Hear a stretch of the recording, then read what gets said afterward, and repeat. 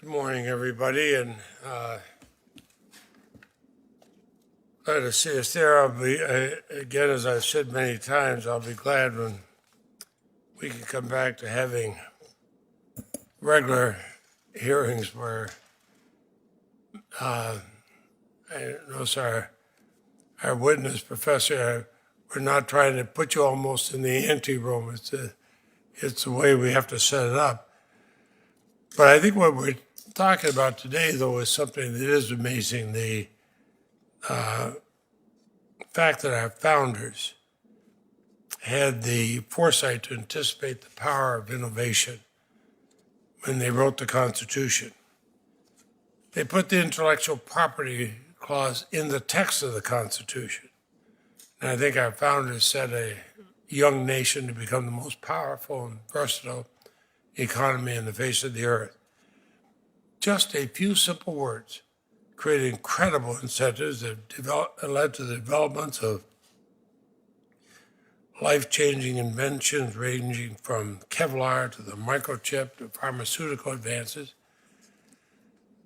But more than 200 years since our Constitution was ratified, we still haven't reaped all the benefits of having the greatest innovative economy in human history. That's because we haven't done enough to tap into the diverse segments of our society. They're brimming with brilliant ideas to change the world. I think America's economic engine still remains to be fully unleashed. The first patent issued in the United States, often attributed to Vermont, was issued to Samuel Hopkins in 1790. But then it'd be 19 years before the first woman received a patent. It'd be 31 years before the first African American received a patent. And this demographic disparity in the patent system is one that continues to this day into the 21st century. A recent U.S. Patent and Trademark Office, the PTO, found that only 22% of U.S. patents list a woman as an inventor, even though women make up more than 50% of our population. Other studies have found that African Americans apply for patents at about half the rate of white Americans. That means we're not reaching our full economic potential. A study by Michigan State University, Lisa Cook, found that including more women and African Americans in the innovation that leads to patents could increase GDP per capita by as much as almost 4.5%. There are other benefits to increasing participation among underrepresented groups. As Georgia Grace Edwards, who testified remotely today, she's from the Vermont-based She-Fly, can attest, if you bring different perspectives into the innovative ecosystem, you get unique ideas that other inventors may never have considered. And the genius of the American people, the diverse genius, is one of our greatest resources. And so we have to improve access to the PTO. 10 years ago, Congress enacted the Leahy-Smith American Invents Act. It was the first and most significant update to the patent laws in nearly 60 years. I'm proud of the effort we took in that law to boost accessibility to the patent office. But we also knew, both Congressman Smith and I and the Republicans and Democrats who joined with us, knew that was a first step. We created a network of PTO satellite offices around the country, bringing them closer to where Americans actually innovate. We lowered fees for small businesses. We created a new micro-entity status to lower fees even further. We also created the Patent Pro Bono program to help make legal resources more accessible to prospective inventors. We know we can improve the collection of demographic data to the PTO to give us more insight into the disparities that exist in our innovation ecosystem. That's why I was proud to co-sponsor Senator Rono's Bipartisan IDEA Act, which would allow the PTO to collect demographic data from patent applicants on a voluntary basis. Senator Rono is a leading voice in the Senate for improving diversity in the patent system. we have to find ways to improve diversity in the patent system. It's the right thing to do, but it's also economically, it's a great way to boost economic output in our country. And it's been a bipartisan issue. It's been an important focus of this subcommittee. And I want to praise Senator Tillis for the work he's done. I've been in a number of the hearings he's held on this. He has worked very, very hard on this subject. I'm proud of him. He's a good friend. I look forward to working with him, other members of the subcommittee. And now I hope by praising Senator Tillis, I've not brought about political downfall for him in his state, but I mean the praise, and I'll yield to the ranking member, former chairman. Thank you, Mr. Chairman. I appreciate you holding this hearing. It's a very important topic. I know it's important to you and to me, and most importantly, it's a key area of consideration for the American innovation economy. I also want to congratulate you on becoming the chairman. I look forward to your leadership in this subcommittee. I have to say, you have to be one of the most prolific legislators in the area of intellectual property. I don't think it's an understatement to say that since the founding fathers laid the groundwork in the Constitution, you stand among only a handful of senators that have invested so much time in it, and I appreciate it. Looking forward to working with you and learning from you, and I'm excited about what we can accomplish together with a number of members on the team. Like the chairman and many members of the committee, I'm committed to increasing diversity in our nation's intellectual property system. For too long, women, people of color, the LGBTQ community have simply been underrepresented in our innovative system. And this is an area where I have some experience. About 24 years ago, after I was admitted to the partnership at Price Waterhouse, I had my senior managing partner come to me and say, I think that we need to focus on diversity. I think his idea of diversity was probably the African American community, but I asked him would he let me take some time to propose a framework and come back to him. So in 1997, I proposed a diversity recruiting initiative that went after HBCUs, the African American community, underrepresented minorities, and the gay and lesbian community. And in a few short years, the number of highly talented people we got from that diverse group was extraordinary, and they ranked among some of the best professional staff that I ever had the privilege to manage as a partner. Now, today, we've got the same problem in our intellectual property system, and they're underrepresented, and the American economy suffers as a result. They often face unique barriers engaging in intellectual property system, and their lack of access costs us billions of dollars a year. The evidence presented by the USPTO and others clearly demonstrates inequality in the patent system. It's past time that we take steps forward to ending inequality and redouble our efforts to improve the livelihoods and the well-being of all Americans. I've been proud to work with Senators Hirono, Coons, you, Mr. Chairman, and Senator Durbin on efforts to increase diversity in the patent system. And I was glad to see we recently reintroduced the Inventor Diversity for Economic Advancement IDEA Act this year. This bipartisan, bicameral legislation will allow us to better understand the background of individuals who apply for patents and gain a better understanding who apply for patents for the USPTO.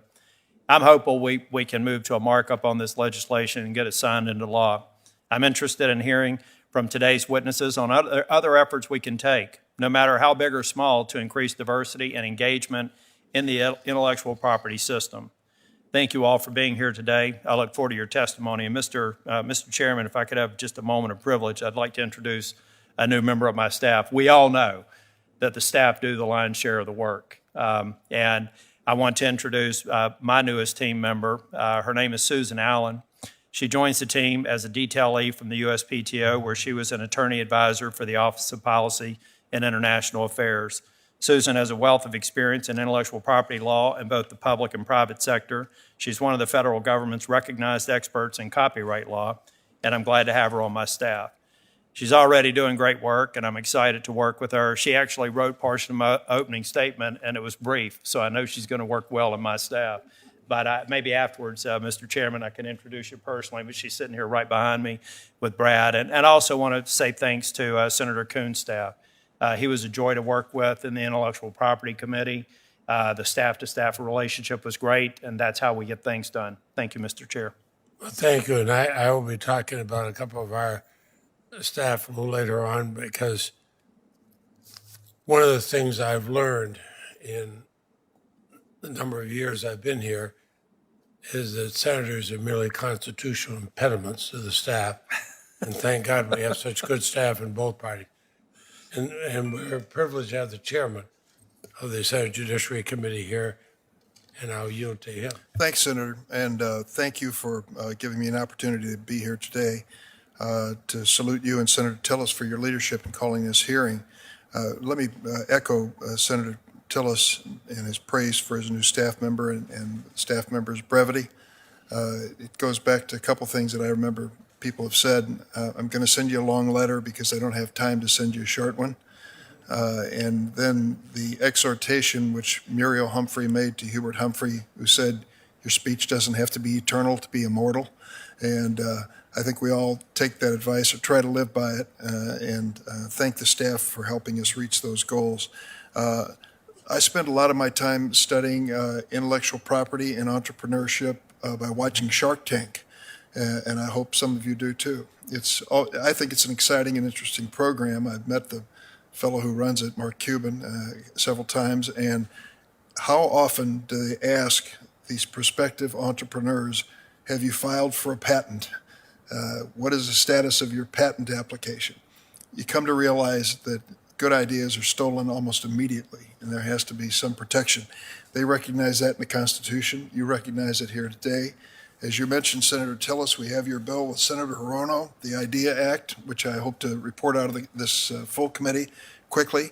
I also want to commend Senator Kennedy. He and I teamed up to pass a small claims resolution for copyright cases. And I hope that we can see that implemented soon by the rules and regulations. You have an exciting panel of witnesses, and I don't want to delay any further getting to them this morning. So thank you. Thank you, Chairman. And I appreciate the fact you're going to bring up that piece of legislation soon before the committee. I have a feeling we're going to get strong bipartisan support. And we have Senator Hirono here. Yes, Oh, I'm sorry, Senator. I am here. I'm Actually, looking around the room for you, and I'm sorry. I realize you're going to be virtual. We were praising you and your work, I heard. and so now I yield to Senator Hirono.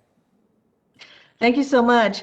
I join you and Ranking Member Tillis in welcoming our witnesses in today's hearing on the need to improve access and inclusivity in our patent system, a topic that gets too little attention, present company accepted.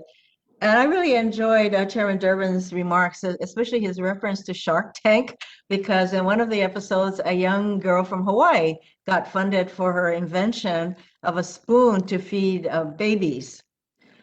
So we all know that women and minorities have made some of the most significant inventions in history. Can you imagine driving a car without windshield wipers, invented by Mary Anderson in 1903? What would we do without the home security system, invented by Marie Van Britten Brown in 1966? The genetic revolution would still be science fiction if not for the CRISPR gene editing tool discovered by Nobel Prize winner Jennifer Doudna, raised on Hawaii Island. We should celebrate these diverse inventors and the many others who have contributed to innovation in this country, but we must also recognize the hard truth that women and minorities are greatly underrepresented in the U.S. patent system. The Patent and Trademark Office's 2020 report on women inventors found that only 22% of U.S. patents list a woman as an inventor, and that women make up only 13% of all inventors. For comparison, women held 48% of all full-time jobs in 2019. Even if we focus on the STEM careers most likely to generate patents, we still see a gap. Women make up approximately 27% of the STEM workforce in 2019, a number that greatly exceeds the 13% of inventors that are women. Racial patent gaps also exist. For example, a report by the Institute for Women's Policy Research found that the percentage of African American and Hispanic college graduates who hold patents is approximately half that of their white counterparts. Closing these gaps would turbocharge our economy, according to a study by the Michigan State University professor Lisa Cook. Including more women and Black Americans in the initial stage of innovation could increase GDP by as much as $640 billion. Another study by the National Bureau of Economic Research found that eliminating the patent gap for women with science and engineering degrees alone would increase GDP by over 500 billion. It's simply good policy and good business to make our innovation economy accessible to all. Thankfully, both Congress and the PTO have taken steps to start addressing these patent gaps. In 2018, Congress passed the Success Act, a bill I co-sponsored, that directed the PTO to study the number of patents applied for and obtained by women, minorities, and veterans. The PTO's subsequent report contained a number of suggestions we can take to address the underrepresentation of these groups. The PTO also launched its National Council for Expanding American Innovation, an initiative tasked with guiding the PTO in developing a comprehensive national strategy to build a more diverse and inclusive innovation ecosystem. I look forward to hearing from our witnesses about the progress the National Council has made. But even with these efforts, there's much more we can and should do. I thank Chairman Leahy and Ranking Member Tillis in working with me to reintroduce the Inventor Diversity for Economic Advancement, or IDEA Act. This bipartisan legislation comes from a recommendation in the Success Act report that I referenced, and would direct the PTO to collect demographic data from patent applicants on a volunteer basis and issue regular reports on the data collected. This would give us greater insight into what patent gaps exist and how to address them. The Judiciary Committee should vote on the IDEA Act next week. I hope the bill will pass this committee with strong bipartisan support so we can consider and pass the bill in the Senate. Last year, Senators Tillis and Coons joined me in a letter to the PTO Director, Yankub, asking the PTO to look into the underrepresentation of women in the patent bar. We actually have a bar, a specialty bar for patent lawyers. I don't know if this was Ms. Edwards' experience, but sometimes it takes a woman patent attorney to appreciate certain inventions. I'm glad the PTO is already taking action to ensure patent bar membership is accessible to all qualified candidates. I look forward to seeing this work continue. And we can also encourage more women and minorities to pursue STEM careers. Last Congress, I introduced two bills, the STEM Opportunities Act and the Women and Minorities in STEM Booster Act, aimed at improving the recruitment, retention, and success of women and minorities at all stages of the STEM pipeline. I hope my colleagues will join me and co-sponsor these bills in this Congress. And I do add that, when we talk about wanting more diversity and representation by women and minorities, all of this doesn't happen because we think it's a good idea. We can take actual steps, concrete steps to make these happen. So I've mentioned some of the few steps we can take to increase diversity in our patent system. And once again, I thank you, Mr. Chairman and Ranking Member Tillis, for calling this hearing. Mahalo. Thank you, Senator Ono, and I look forward to your legislation coming up soon. And I think this may be something that shows that the Senate can be bipartisan with the work that you and Senator Tillis and others have done on that. And I look forward to seeing us vote on it on the floor. And I applaud you for that. Now we're going to have our first witness is Georgia Grace Edwards. She's the co-founder of the Vermont-based women's apparel company, SheFly. In addition to her work starting SheFly, Ms. Edwards is an economic consultant in Boston. She's worked as an Alaskan glacier guide. She was a Fulbright Fellow in the Czech Republic, and she's a graduate of Middlebury College in Vermont. And I think she has an interesting story to tell, and I She is going to be here virtually, I believe, testifying from Arizona. Is that right? So, Ms. Edwards, you're on.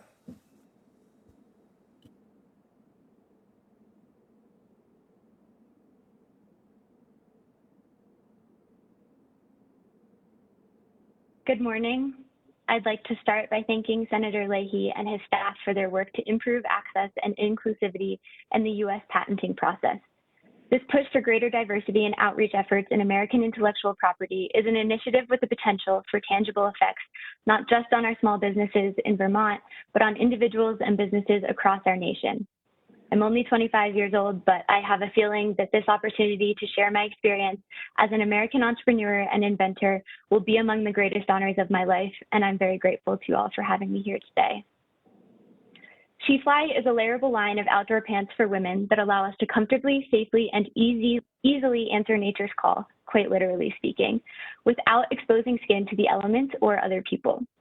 Our patented technology features a zipper and accompanying flap, which begin at the base of the zipper we're accustomed to using to get our pants on and off, and extends all the way to the back of the pant so that the user could control the size and location of the space they need to create.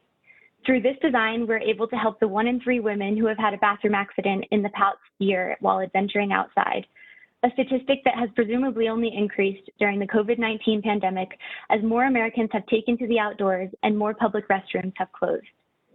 As a Vermont small business owner, my ability to protect my ideas, as well as those of my co-founders, Bianca Gonzalez and Charlotte Massey, was crucial to our ability to scale and succeed.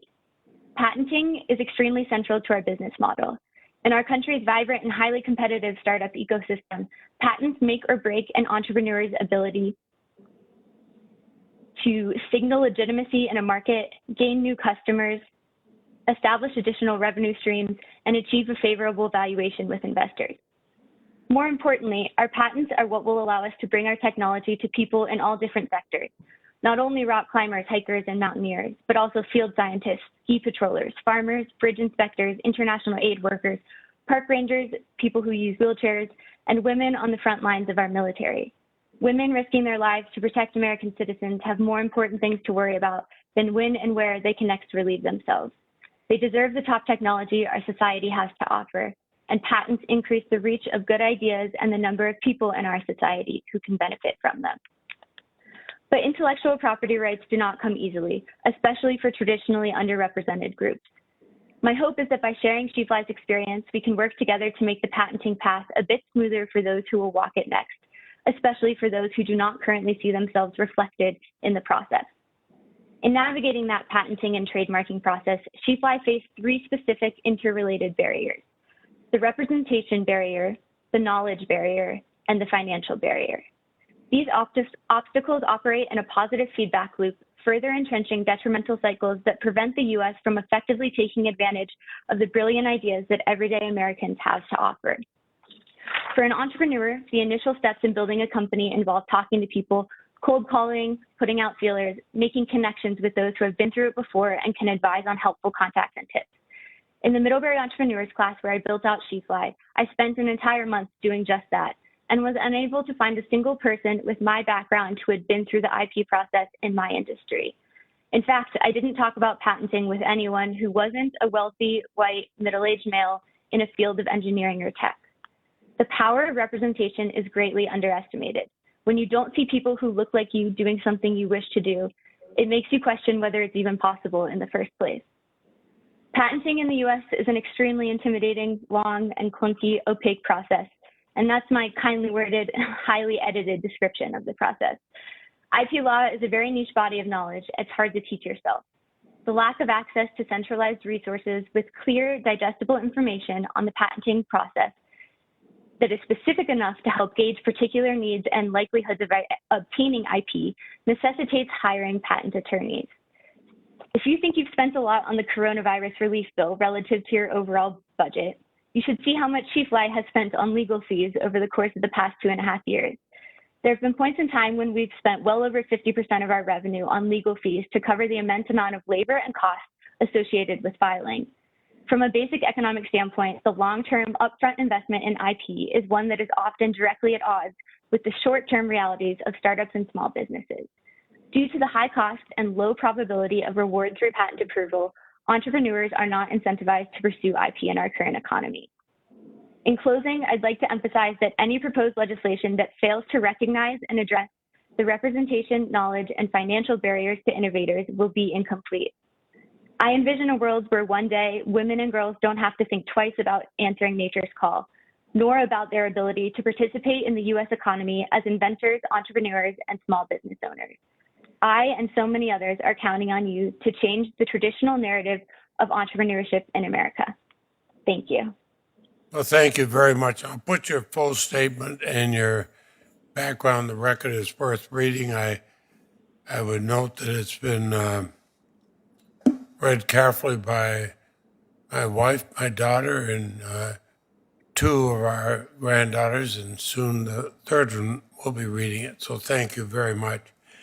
Our next witness is Angela Grayson, the founder and principal member of Precipice IP. It helps entrepreneurs and technology-focused businesses protect their products, their brands, designs, data. Prior to founding Precipice, Ms. Grayson was Associate General Counsel for Intellectual Property, Patent Operations Lead at Walmart Stores. She also served as a patent examiner.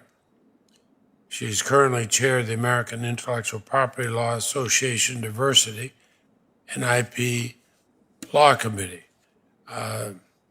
Ms. Grayson, you're also reaching us remotely. Go ahead, please. Thank you. To the chair, Senator Leahy, ranking member, Senator Tillis, distinguished members of the Intellectual Property Subcommittee, I appreciate the opportunity to present the views of the American Intellectual Property Law Association on improving access and inclusivity in the patent system. My name is Angela Grayson. I am a technology lawyer. I am the rare woman of color who is also a registered patent attorney. I am here to represent the views of AIPLA, where I presently serve as chair of the Diversity and IP Law Committee. And the views I express today are not my clients. Founded in 1897, AIPLA is a national intellectual property bar association with approximately 8,500 members. We are engaged in private and corporate practice, government service, and academia. In recent years, objective indicators reveal the United States standing in innovation is changing. Our nation's leading agencies, namely the Department of Commerce and the USPTO, have considered a national strategy to counter this change. To this end, the National Council for Expanding American Innovation was established with a strategic purpose to develop new ways to expand innovation. The Council's role is to tap into the strength of our nation's diversity and find ways to increase opportunities for all Americans to participate in our innovation system. Data continues to show that diverse teams achieve better results. Yet women and socially and economically disadvantaged individuals comprise a small fraction of innovators who apply for and obtain patents. The reality is that women and people of color are innovating, but many do not take the next step to patent because they face a variety of barriers. This lack of participation in our patent system is a problem for all of us because it is well accepted that innovation used effectively can grow economies. And the more innovators opting into our patent system, the greater the capacity for our economy to grow. To support our diverse innovators opting into our patent system, we need to actively acknowledge the creativity and ingenuity of diverse populations. It is not enough to simply educate, but we must acknowledge and celebrate diversity, because doing so, we can catalyze and unleash the creativity and value of others. Next, we should empathize with the challenges faced by diverse populations. We believe it is important that everyone participating and contributing to innovation is recognized and valued for their contribution. As an example, in-house professionals can employ empathy to identify women and people of color, to uncover hidden and lost Einsteins, people who possibly should have been listed on invention disclosures but weren't. Understanding and empathizing with the challenges faced by innovative women and people of color can help in assessing and elevating innovation through these individuals to drive our nation's economic engine. Lastly, we must activate resources, both human and material, in particular for those diverse populations which may be unaware or may lack the confidence to use. The USPTO, the legal community, states, and other players in the innovation ecosystem have amassed many resources for innovators. However, simply because a resource exists does not mean that the intended recipient will discover it. When the Lost Einsteins hearings took place before this subcommittee in 2019, it was surprising to hear in some of the testimony that a number of women and inventors of colors believed few resources, both legal and financial, existed that could assist them in their quest to protect their intellectual property.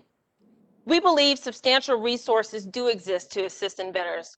For example, patent pro bono, the SBA, SBA-backed entrepreneurial support organizations, SBIR, STTR programs, and the USPTO's phenomenal educational programming, to name a few.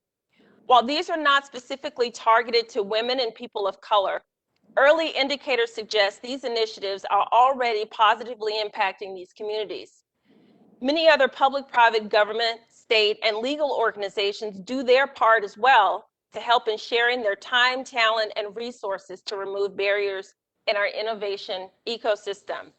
However, a disconnect still remains, particularly with respect to women helping people of color and socially economically disadvantaged groups learn what resources, both human and material, are available to assist them.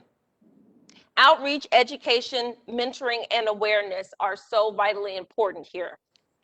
AIPLA appreciates the substantial effort of this undertaking by the subcommittee and the opportunity to participate in the development of a very important dialogue on how to improve access and inclusivity in our patent system. We will continue to be engaged and lead the way on this issue, and we are willing to respond to any questions that you may have. We look forward to working with this subcommittee on this important challenge as circumstances allow. Thank you. Thank you very much. And again, like all witnesses, any full statement or additional material will be put in the record. Melon Yin is the founder of Operator Collective. That's a venture capital fund focusing on opening the venture ecosystem for tech leaders from diverse backgrounds. She's previously built up 3 other companies. It's a founding member of CHIPS, a nonprofit that advances and connects women to technology, law, and policy. She'll also be joining us remotely. And so the floor is yours, Ms. Yen.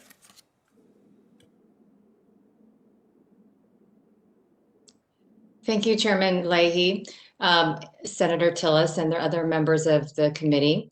I spent my career furthering innovation, starting with patents and now working with startups. So I'm an unusual combination of IP attorney, operator, founder, and investor. So because there tends to be more data on women, for shorthand today, I refer to women as a proxy for women, people of color, and other underrepresented groups. So as mentioned, for many years, I was the VP of Worldwide Intellectual Property at Cisco. So when I was promoted to that position in 2005, there were so few women chief patent counsels that it was front page news. That led all 7 of us to start a nonprofit called CHIPS, which is now the world's largest organization for women in patent law with almost 4,000 members and 17 chapters around the world. My CHIPS co-founder, Michelle Lee, was the first and still only woman and the first and still only person of color to serve as the Senate-confirmed director of the PTO in its 219-year history. I then built a startup called RPX that helps companies reduce and insure against patent risk. I'm also a member of the NCEAI. So a few years ago, I actually invented something. It's called the Collective Venture Model, which serves as the basis of my current startup, a venture fund called Operator Collective. So if you spend any time at all with startups, it's hard not to notice that the venture world revolves around VCs, or venture capitalists, and founders. Both are homogenous groups, which at the time were about 90% male, predominantly white, and 40% of whom actually went to Harvard or Stanford. But having been a founder, an investor, and an operator, I saw a huge missing piece, which are operators. Operators are those who are often not the founders, but the ones brought in to build and scale the companies as they grow. They're typically not in the limelight, but the ones who are quietly working in the background. So here are these wildly experienced operators who have exactly the right skill sets to help businesses grow and thrive, but they're typically left out. So most people aren't trying to exclude these operators. It's just that the system was not built for people who give 150% to their day job and use any time left over for their families. So I knew that operators were the missing piece. But since the traditional model didn't work for them, I created a new model that would, rebuilt it from the ground up to optimize for bringing in busy women operators. So to do so, we added 3 things: education, accessibility, and representation.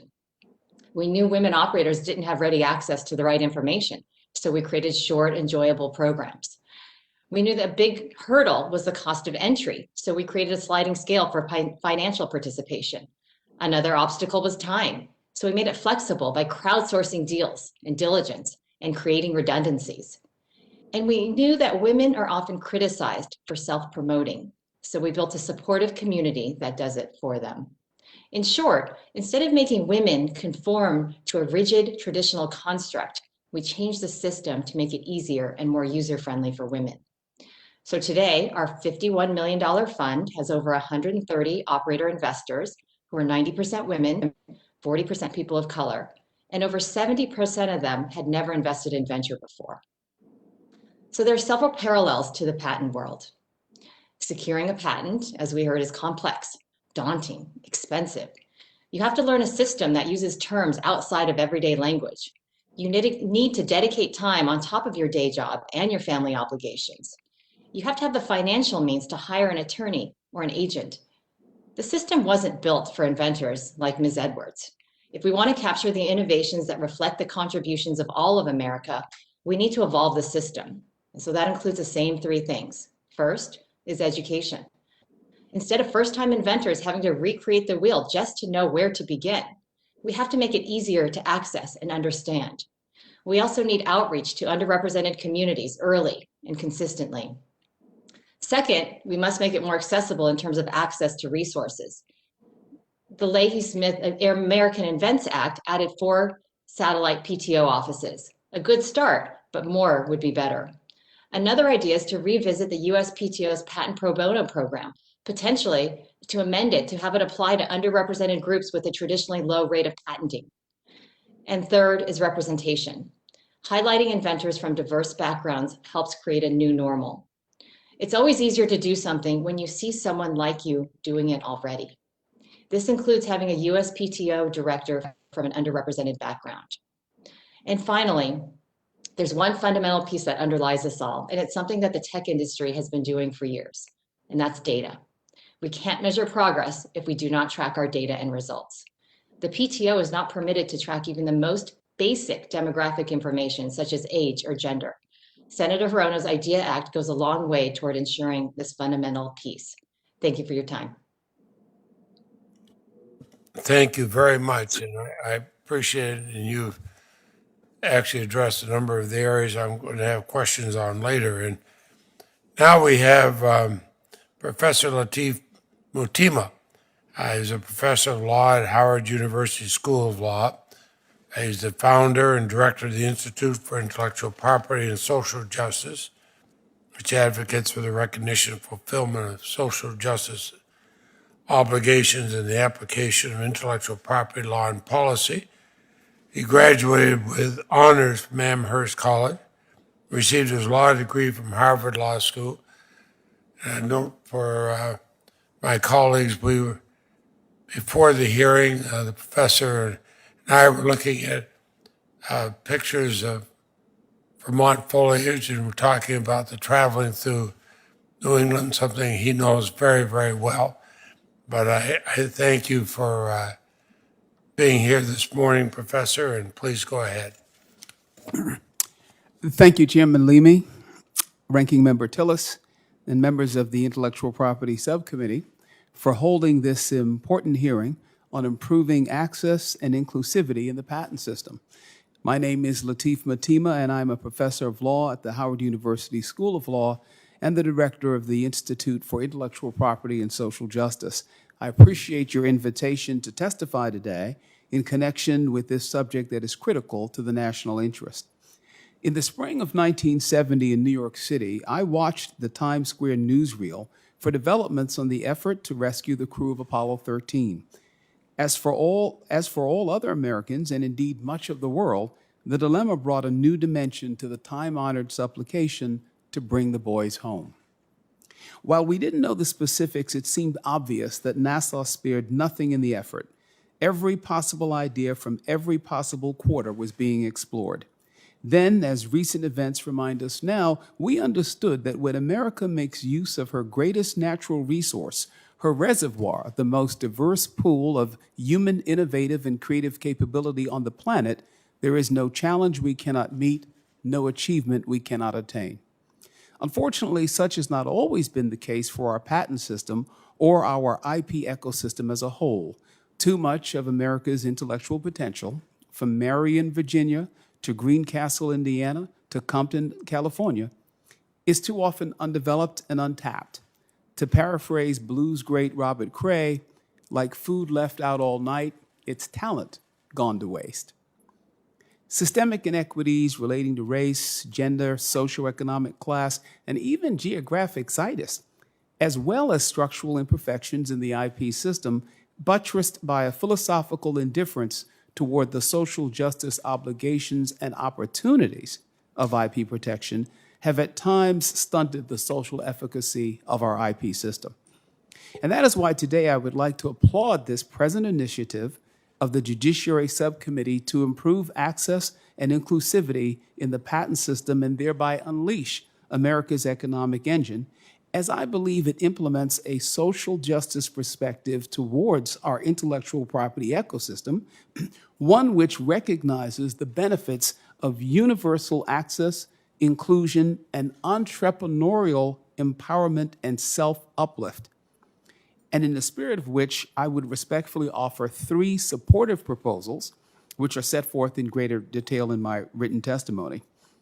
First, the development of a national grassroots community IP education program through which government IP public outreach personnel can collaborate with private sector IP experts who have relationships with IP underserved communities to conduct basic IP awareness and information seminars in local venues of social, civic, and communal congregation. Second, the development of a pre-prosecution patentability assessment pilot initiative in the U.S. Patent Office, through which low-income inventors can obtain minimal or even no-fee preliminary confirmations of patent viability, so that these inventors and potential investors can identify promising applications which warrant the expense of patent prosecution, while avoiding the expenditure of limited resources in connection with applications unlikely to prove successful. And finally, the commission of a study as to how intellectual property concepts might be appropriately introduced into K through 12 and undergraduate arts and sciences education, which is typically devoid of any reference as to the relationship of intellectual property to these academic studies and pursuits. With that, I would like to close my statement with the observation that America can no longer afford fallow tracts of human potential. Systemic impediments to broad participation in IP enterprise sap the vitality of America's IP ecosystem and deprive our nation of enrichments to our technological development, cultural advancement, and economic welfare. Contribution to the national storehouse of intellectual property achievement is both the privilege and the responsibility of every American, and promoting the widest possible participation in this enterprise can only serve our national interests. Thank you, and I look forward to answering any questions that you may have. Thank you very much, Professor. And of course, your full statement will be placed in the record. As Senator Tillis said earlier, we're going to be working a lot on this. He's introduced his staff, which will be helping us. And I want to note that I'm joined here by Scott Wilson, who's my senior IP policy advisor and no stranger to this committee. And the PTO has allowed us to have Molly Sofin as a council detailee. She knows the law far better than I do, and so that's going to be very, very helpful. And someday everybody will be able to see them without their masks on. And Professor, I note that we used to have a member of this committee who has her academic ties with Howard, but she got tired of the committee and moved to a different job in government as vice president of the United States. So otherwise, she'd be here to hear your testimony. I want to ask Georgia Grace Edwards a question. She's hearing this. She mentioned in her testimony that securing a patent signals legitimacy in the market. Let me go into specifics on that, if I might, Ms. Edwards. What are some examples of what that legitimacy brought to SheFly? Thank you for your question. I think there's several examples of how a patent helps boost legitimacy for an entrepreneur. One is the ability to legitimize and add additional revenue streams through licensing down the line. Companies are more likely to want to collaborate if a patent is in place. There's also the fact that without a patent, other brands would have been much more likely to copy us from the start, and we would have been left defenseless. And as a small business, it's assumed that we'd lose out against larger, more established companies. So patents are a way to protect small businesses and startups as they enter the market. And I also think that in terms of legitimacy, patents signal that you have an idea that's unique and useful and novel, and that seal of approval boosts both customer and investor confidence in your product, and that goes a long way in boosting inventor confidence as well. The entrepreneurship world is pretty nebulous, and so having something concrete like a patent goes a long way in fostering future success. Would it be safe to say that legitimacy, especially if you're a minority or an underrepresented community, that's just one more thing that you really want to have in showing who you are? Absolutely, yeah. In underrepresented groups, I think these are groups where imposter syndrome runs rampant because there's a history of being excluded and being left out. And so when people from these groups finally do have a seat at the table, it's very easy to question it. And I think a patent, again, goes a long way as this universal symbol of recognition that you've made it and you're onto something. I was impressed in reading your background that you had taken a class at Middlebury on entrepreneurship. If you hadn't done that, do you think you would have been starting a company and getting intellectual property rights in your invention? Absolutely not. I grew up in the Appalachian Mountains of Western Maryland, never learned anything about patenting or the IP process. And without the space and time that I was able to take at Middlebury College through both Midcore and the Middlebury Entrepreneurs class, that's where I was really able to learn about the process and that this was a possibility for my idea. So I don't think I'd be here today without it. I think we have to make sure that others get that same message out. You know, one of the things we did in the Leahy-Smith America Invents Act was to create a patent pro bono program through the PTO to allow inventors with limited funding to get legal counsel for free. Now, in your material about you, it said that 50% of your revenue went toward legal fees, which must have been a tremendous obstacle. Two questions. One, were you aware the PTO pro bono program. And if you hadn't had to spend all this money on legal fees, would you have been able to spend that money in your company? No, I was not aware of the patent or the PTO's patent pro bono program. I certainly wish I had been aware of that at the time. And I think to your second question about what I would have spent the money on with our business, I think a better question is what wouldn't I have spent the money on? I think paying ourselves and our team fair salaries for the work that we put in, being able to produce larger production runs from the start with upfront capital would have been helpful in reaching more customers. And I also think R&D could have used a lot of that money. Right now, we're in a position where we can only really design one product at a time due to cash flow constraints.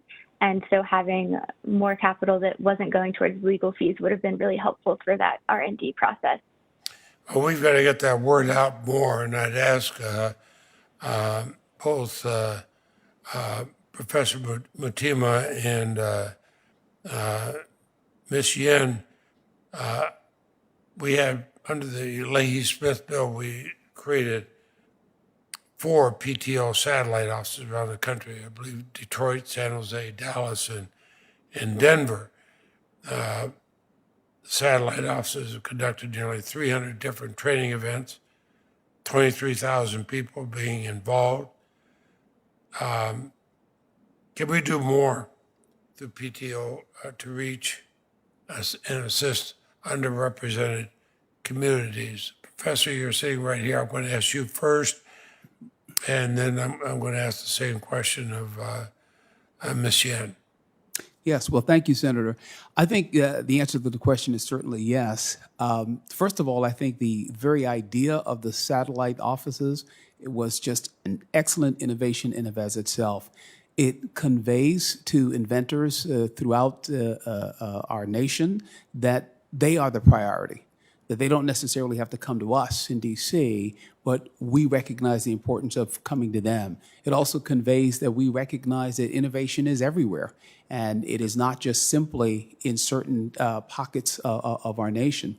What we could do more in regard is that, for one thing, I think we could benefit from additional satellite offices in particular regions of the United States. For example, I think the Southeast region of the United States would be one a good place. Some of the cohorts that we intend to target through these additional initiatives are well represented in that region. There are many highly professional, well-educated African-American communities in that part of the country, and those are some of the demographics that we're very interested in targeting. The northern New England region of the United States is another such area. I spent some time teaching at the University of Maine, and one of the things that really impressed me in Portland was how the local economy was working so hard to adapt itself to the loss of various diminishing industries. And there was a great emphasis on really what I'm reminded of what Booker T. Washington suggested, of the effort to just drop your buckets down right where you are, where the people are, and to tap into the innovative talent that was lying dormant in the area. So I think that additional work that could be done in terms of additional offices, as well as what was mentioned earlier, encouraging those offices, as well as the office here in the PTO, to do more outreach, to actually send people out into the target communities as opposed to waiting or expecting them to come in, and to send them out in collaboration with IP experts who already have ties to those communities. Thank you. And I want to hear an answer also from Ms. Yen. I note that I've gone way over my time, but obviously Senator Tillis will have as much time as he wants to. Ms. Yen, what would you say to that about whether we need more satellite offices? Yeah, Professor Motima said it well. I don't have that much more to add, except I agree, which is that grassroots and bringing bringing the patent office to the individuals around the country goes a long way, because grassroots helps, and also partnering with local organizations is a way of ensuring people feel like it is accessible and something that they can travel to, because it's very challenging to navigate, as Ms. Edwards noted. And I agree that the Southeast, the South, as well as the Midwest, potentially the Pacific Northwest, as well as the Northeast. And what I would do is look at where the tech industry has gone. Of course, not all patenting is in the tech industry, but if you can look to see where the tech hubs are, areas like Atlanta, South Florida, Louisiana, et cetera, I think that will help inform what might be a successful satellite office. Well, you also heard what Ms. Edwards said. She was not aware of the pro bono program, and that would have helped a lot. And do you think we should get that word out a lot more? Yeah, absolutely. The patent pro bono program is potentially a great program, but I also think beyond just getting the word out, it's also taking a look at the requirements to see, because it's primarily directed, as Ms. Grayson said, at financial. Do we want to amend it to account for underrepresented groups who traditionally have a low rate of patenting? There are some requirements too that when you actually read it sound a bit daunting, but actually when I clicked through it and actually took the course yesterday, made it almost all the way through, it's actually not as daunting as it sounds like, because for instance, one of the requirements says there's a knowledge requirement. And one of the knowledge requirements says, okay, you either have to prepare a provisional patent application. Oh my gosh, hugely daunting, or complete the certification course, which also sounds very daunting. Like, how do I have time to do that on top of everything else? But when you actually click through the link, it's actually just a free training course. And yes, you have to answer questions, but it wasn't that much harder than like a traffic school DMV exam. Thank you. Senator Tillis, please go ahead, sir. Thank you, Mr. Chairman. Thanks to all the witnesses for their opening testimony. I'd like to start with more of a baselining question. Do any of you, I've asked my staff to look into this, but do any of you have any insights into how the U.S. patent system stacks up against, say, European, UK, Canadian, other free market economy patent systems, to know if there's a significant disparity with where we are? Do they all have work to do? Or are there best practices that we can learn from them? Anyone have any access to that information? Thank you for the question, Senator. I did not look at that data in a ton of detail before in preparation for this hearing, but my recollection is that when it comes to women patenting, the United States does trail behind a number of countries. So I do think that we have work to do. There are countries that are further ahead with regard to this than we are. Thank you. I just think it may give us an opportunity to build on some best practices if there are clear linkage between systemic approaches and better outcomes when we have 13% of women listed as inventors and 50% African Americans, Hispanics. We know we have a long way to go. Professor, I believe your organization expressed concern about the appearance of bias in the USPTO, and if the USPTO were to collect demographics on patent filers as proposed under the ID Act. Could you expand a little bit more on the apparent bias? I think you were talking about a nonprofit that would track this information that may be helpful. Can you expand on that? Yes. I think the appearance of bias can come about in two relevant ways. First of all, there are some communities that are just fearful of what government will do with the information. Some individuals believe that the fact that the patent office is not aware of my racial identity, not aware of my ethnicity, actually works in my favor.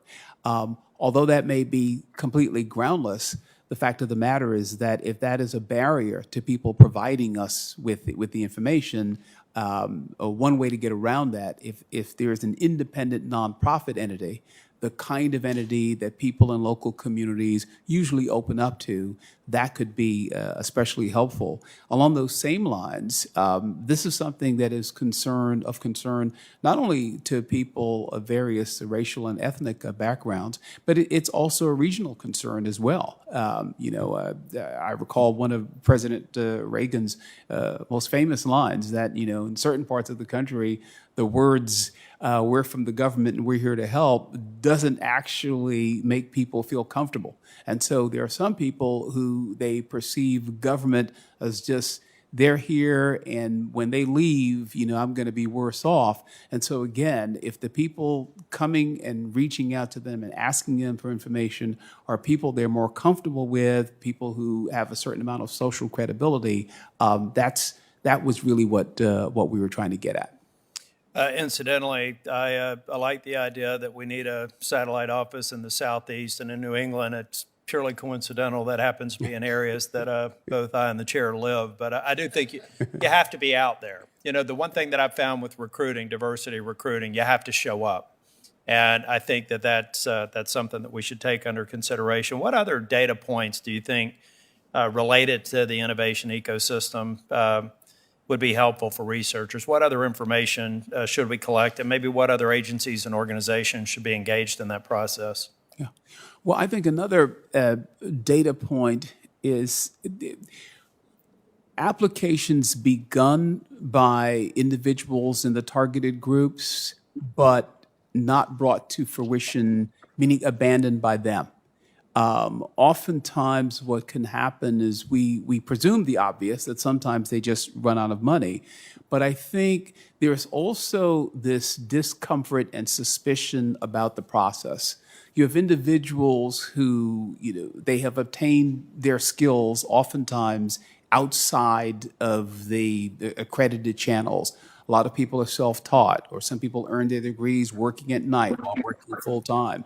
And for them, when people in positions of authority seem to be questioning their credibility and their expertise, that's just part of the normal patent prosecution process, right? That's what we're supposed to do, to narrow down the invention.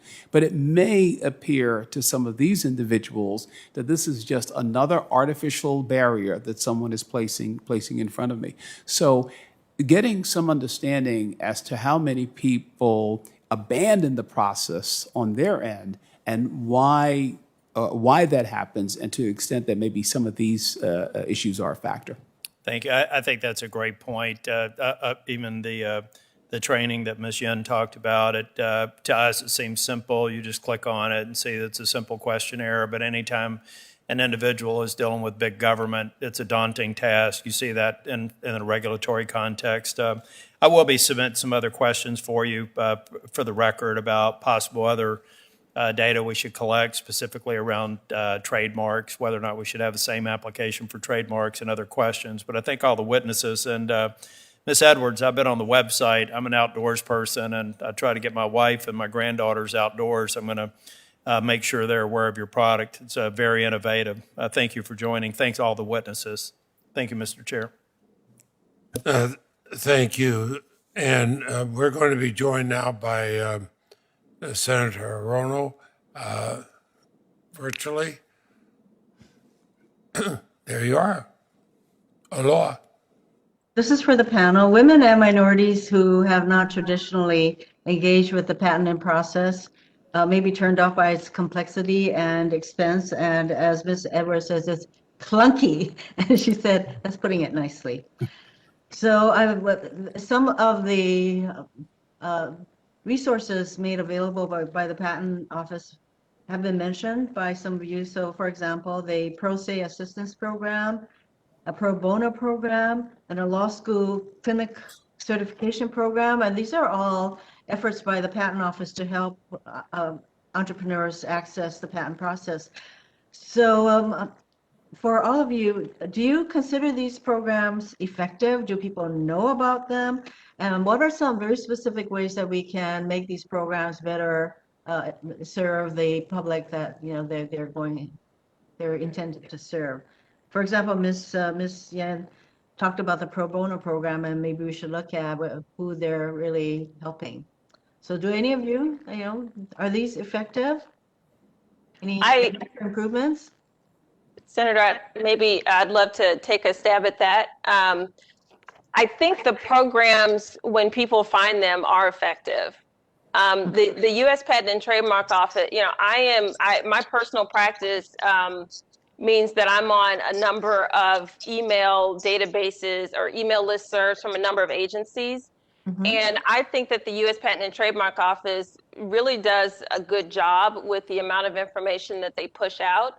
The question really is the information landing on the right people? Because there are tons of videos, and the office actually does some sort of educational online programming just about every week. I think the challenge is finding the right audience. And I really love the professor's idea about meeting underrepresented people where they are. And so some sort of an initiative that involves the U.S. Patent and Trademark Office working with people in those communities, whether people in the private bar or entrepreneurial support organizations in those areas, I think could potentially go a long way to having that programming actually land on the right people. So I know for a fact that the PTO office has sent people from their office to places such as there was a program in Hawaii, and there are a lot of people who showed up to ask questions and find out, how they could access the patent process. Any of the rest of you have any other good ideas on how we can land these programs on the people that need them? Yes, Senator, I would, first off, I would echo what Ms. Grayson's comments, that these are fantastic programs. I just looked at the Innovation Hub again the other day, and I was just reminded as how just a wonderful teaching tool that that this could be. But I think that, again, the issue is going out into the communities. We have a program at the nonprofit I work with in which we actually go into local communities, and we find these places in which people are naturally interested in going, community centers, sometimes just local eateries, nighttime spots, and I've characterized the experience that we've put together as almost an indoor block party. It has a kind of a festival feeling to it, and we give people lots of hardcore information. People ask lots of questions. I think the key is that nobody likes to go to the dentist, and it doesn't make it even better if the dentist offers to make a house call. What you have to do is, in addition to not only bringing the information into the community, you have to structure it in such a way that people who already feel intimidated, who already are fearful that their questions are going to appear dumb and they're going to seem limited, you have to make it as welcoming and as oriented to them as possible. And that's why I think that working together with IP professionals who already have ties to these communities, like all of my fellow panelists, working in collaboration with the USPTO office would be an excellent way to move the information and reach the people that we would like to reach. That is an excellent idea. Are there other places that have incorporated your kind of outreach program, Professor?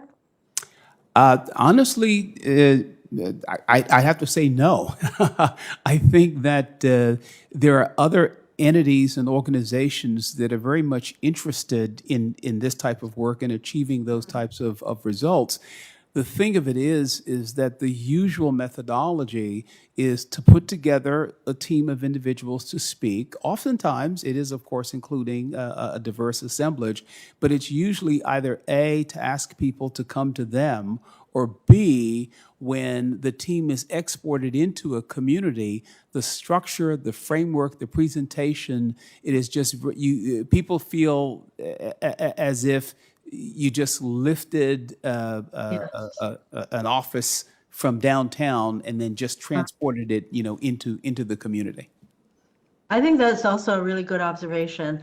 This may be some of the kinds of things that you do, Ms. Yen, with your operator collective. And yes, I know that minorities and women have a much harder time accessing VCs. So by the way, it is really good to see you, Ms. Yen, and please give my greetings to Michelle Lee, you are co-founders of the CHIPS. And I was honored to be placed in your CHIPS Hall of Fame back in 2018, following people like Michelle and Ruth Bader Ginsburg. So thank you for all that you're doing. But what is the Operator Collective doing to really address some of these access issues, particularly to financial support? Yeah, so Senator Hirono, thank you for your longtime support of CHIPS and all that you've done for the intellectual property community as well as the Asian American community. Thank you for your leadership. It's good to see you as well. So a lot of these things are what we did to try to make venture accessible to women operators. Same thing, right? We're quietly in the background building. People don't know who we are. We look up and we see white males, right? We don't see people who look like us, as Ms. Edwards said. It becomes very hard to do so. And so you have to shift the narrative. You have to change the system. Instead of making your as the professor said, instead of saying, hey, we need to now conform to this rigid construct, let's bring it in terms that make it more comfortable. So that's from like education. How do you make it so that if someone's busy, has 150% to their day job, how do you make it easy for them to digest? How do you make it fun? How do you make it enjoyable? Which is like, I'm generalizing here, but like women are social. Like we'd like to be together. And we also don't like to sign up for things if we think we can't carry through with them. And so we did things by saying, hey, it's okay, you can do this because we've got redundancy. And so just along those lines, which is thinking about instead of making the inventors or the would-be inventors conform to the rigid system, let's think about ways to make them comfortable, whether it's in the coffee shops. We've had our limited partner investor meeting, not in a hotel, but we actually had it at my house, which is unusual. Very good. Thank you. Thank you. I know I'm running out of time, but Mr. Chairman, if I may, it is really important to diversify the patent bar because women and minority inventors need to see people who look like them, who share their experiences. So that's something that I am pursuing with PTO. One last thing, I would like to ask unanimous consent to enter into the record a statement from Holly Fickner, who is the Executive Director of Invent Together, an initiative dedicated to understanding the gender, race, income, and other diversity gaps in invention and patenting and supporting public policy and private efforts to close them. So, Mr. Chairman, I ask for unanimous consent to enter this material. Without objection, be part of the record. And again, as I said earlier, I applaud you for your work in bringing diversity in an area where I know the professor agrees. I see him nodding his head. We should all be agreeing, and I thank also Senator Tillis for his work in that. We've been joined by Senator Blackburn, and Senator, I yield to you.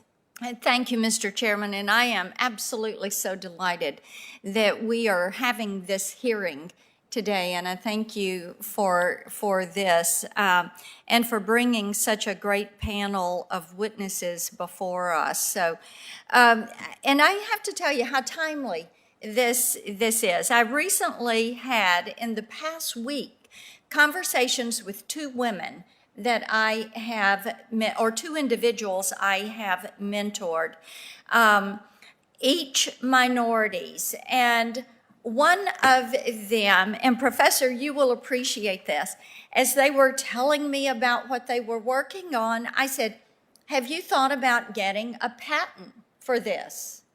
And their immediate response to me was, well, no, but how would I do that? Who would I go talk to? And so we had a conversation about resources that are available. But you're so spot on when you say they do not know where to find the resources. So thank you for getting that entered in on the record. And the other conversation had to do with how to find people that could have them navigate that process. of having created something, but moving it through that development process and then moving it to commercialization. And I had directed this individual to where they could probably find some of those resources. But there again, the challenge is not knowing how to navigate this system. And Senator Tillis talked about looking at best practices from other countries. You know, one of the concepts I've always had an interest in is when you look at the microfunding for individuals that are trying to start businesses. And I think that's why I've enjoyed mentoring women as they would be beginning to go through this process. Ms. Edwards, I want to come to you first. Let's see if you can articulate, and if you can answer this or if you want to submit it for the record after giving it thought, just let me know. But what are some of those specific difficulties that you've encountered, or women that have come to you to ask for advice that they are encountering?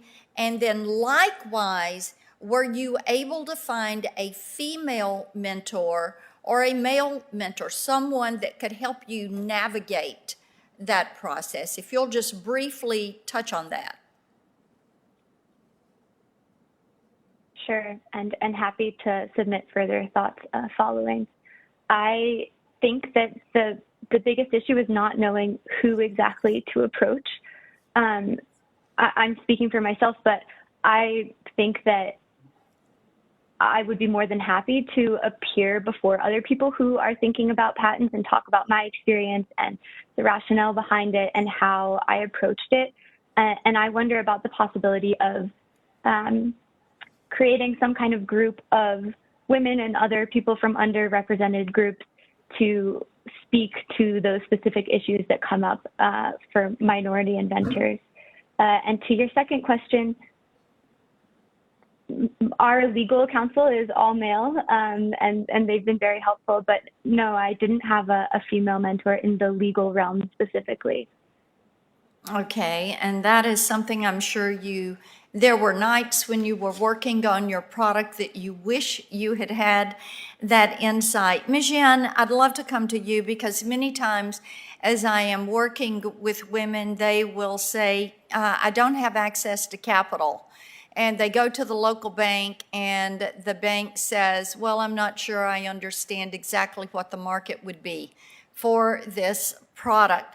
So speak specifically as to what VC firms or maybe angel investors, that type group, could do to move forward information to women about, and to women and minorities as to how they can access capital, what the proper process is for gaining that access to capital, whether it is through a VC or an angel investor, or whether it is through a traditional banking relationship. Yeah, thank you for the question. It's something that the venture world actually has been working on vigorously, probably for the past few years, with actually some great success, which is directed reach out to female founders. Ms. Edwards, I don't know if you've seen this as well, right? Which is what we started with the venture world was actually diversifying the representation for the people who had the money, which is VCs like me, people who have the funds. And so there's a trickle down effect, because it's very, very hard when no one anywhere in the process looks like you, and they can't relate necessarily to what you're trying to pitch, how you're trying to pitch it. And we all have our unconscious biases that we're always going to have. And so I think a lot of it is education, and a lot of it is reach out, which is directed reach out to women, people of color, and those who really just need to see, people like them who are in these positions. It's We've done it with a lot of success in the venture world with, for instance, a nonprofit called All Race, which was started by some friends of mine with great success. So I think also partnering with nonprofits, partnering with private individuals, in addition to having the USPTO as part of it, would go a long way. I appreciate that. You know, in Tennessee, we have a long history of female entrepreneurs. We have Barbara Askins, who was a scientist and a chemist from Belfast, and she came up with a way to enhance photonegatives by using radiology. Now, NASA ended up using this, and then the medical field picked it up to make better x-rays. And of course, even today, we have the most incredible creative community in Tennessee with songwriters, with entertainers, with those that are creating next generation automobile engines that are working with GM and Nissan and Volkswagen, and continuing to open these doors for innovators so that they can dream those big dreams, I think is paramount. And I thank you all. Thanks for the hearing. Yield back. Thank you. I understand Senator Padilla is tied up at a hearing and will not be joining us.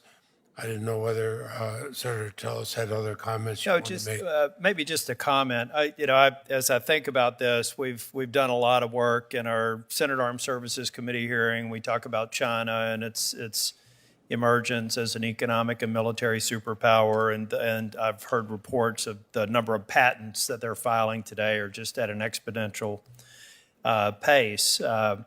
So beyond doing the right thing, which is making the patent system more inclusive, there is a compelling national security and economic security imperative to drive more innovation. We're not talking about just changing the mix on the current churn rate of patents. We're talking about greatly adding to it. And Professor, I think you mentioned the contribution, or one of the witnesses mentioned the contribution of the African American women in the Apollo mission. An extraordinary story that had its hurdles in the beginning, but when they were included, they're one of the reasons why we had astronauts return safely home, including Senator Glenn. So we need to look at this from the standpoint of doing the right thing, but we're doing the right thing not only for the moral reasons, but for the compelling economic and national security reasons and the benefits that we would derive from it. So I, for one, appreciate the chair having this hearing. I particularly appreciate the work that we do after the hearing to move forward on measures that make sense. And Mr. Chairman, I would like to enter into the record an April 16th, 2021 letter from the Intellectual Property Owners Association, representing a broad range of intellectual property owners that express support for the subcommittee's efforts to address the gender gap and the racial gap among patent practitioners. I also want to include a summary of the IPO's and the IPO Educational Foundation's joint efforts to increase diversity and innovation in the ecosphere, without objection. Without objection, and also we will keep the record open for a week for further comments, and so the full statements of all the witnesses will be included. And thank you for mentioning our late friend Senator Glenn. He and I were elected the same year, and he talked about what then turned out in the movie Hidden Figures, and the women who had those numbers. And